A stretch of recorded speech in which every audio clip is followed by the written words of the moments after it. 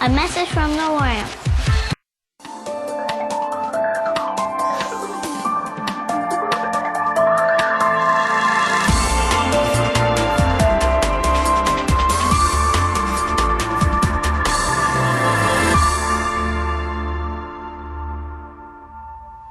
Welcome back to the Book Nook with Sarah. Today we are with Phyllis Spencer.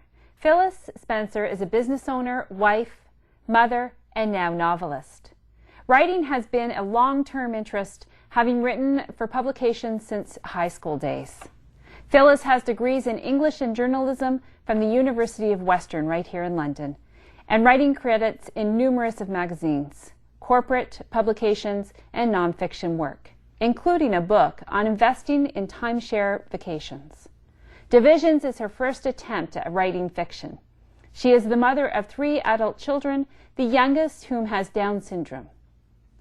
The birth of that child, Jenny, in 1996, marked a turning point for the family as they learned to adapt to a new normal and living with a different ability on a daily basis. Divisions was inspired by Jenny and the many families who in early years struggled to establish homes, classrooms, and opportunities for their special needs children. Welcome, Phyllis, to the show. Thank you. Thanks for having me. So excited to have you. I read Divisions, and I told you this in one night, from beginning to end. It was a brilliant, wonderful written story. Oh, thank you. Yeah. Where did it come from? Where did that story, where was it inspired? Well, as you said, it really was inspired by Jenny, because when she was born, there were the obvious struggles that we needed to go through to sort of adapt to whatever our new normal was going to be. But I really was inspired by reading and hearing about what happened a few decades before, where families were struggling with very few opportunities for their special needs children, and what the families had to do in order to get something in the communities for their children. And everything was inspired really at the family level, and that's where the push would come from.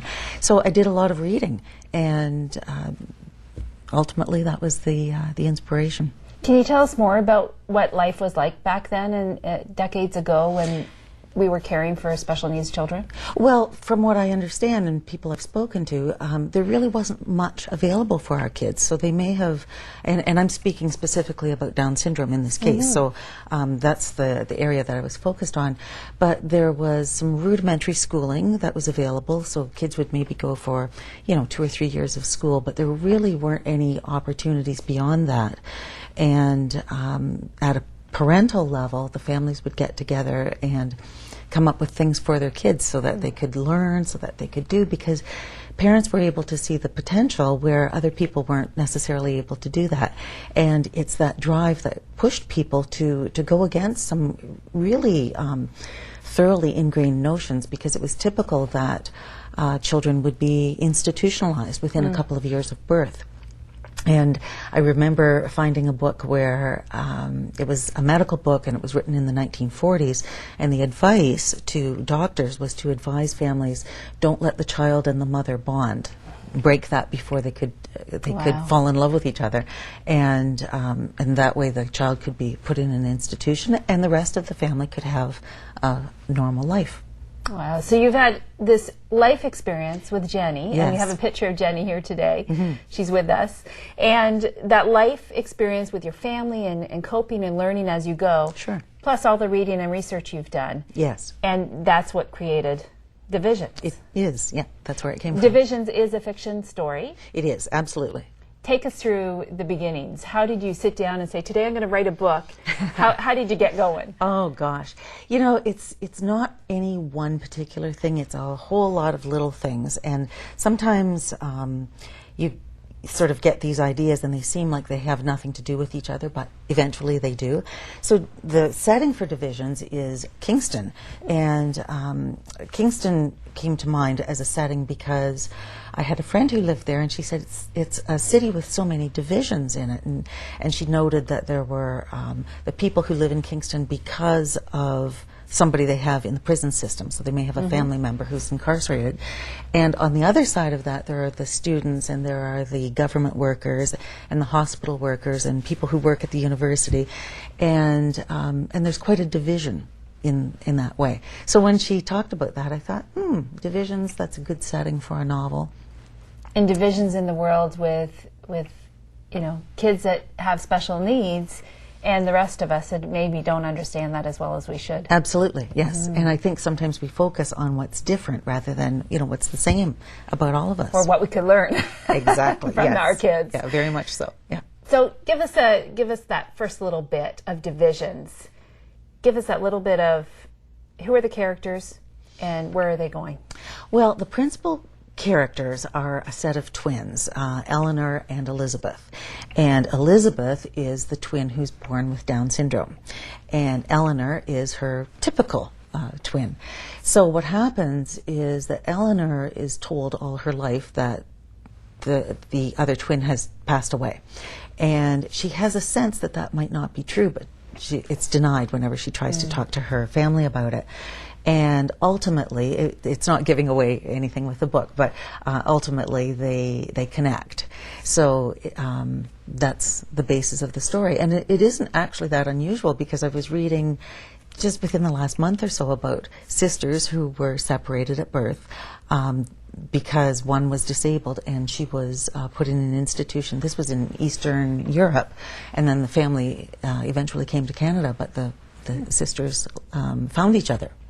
How neat. And I have a similar story because I'm also adopted. Yes. And I found my half-sister just several years ago, and we are like best friends. There's connections that you can't even explain. Yes. And I always knew I was missing somebody in my life, and that's her. So I relate to that, and it touches my heart for sure. Oh, good. Yeah.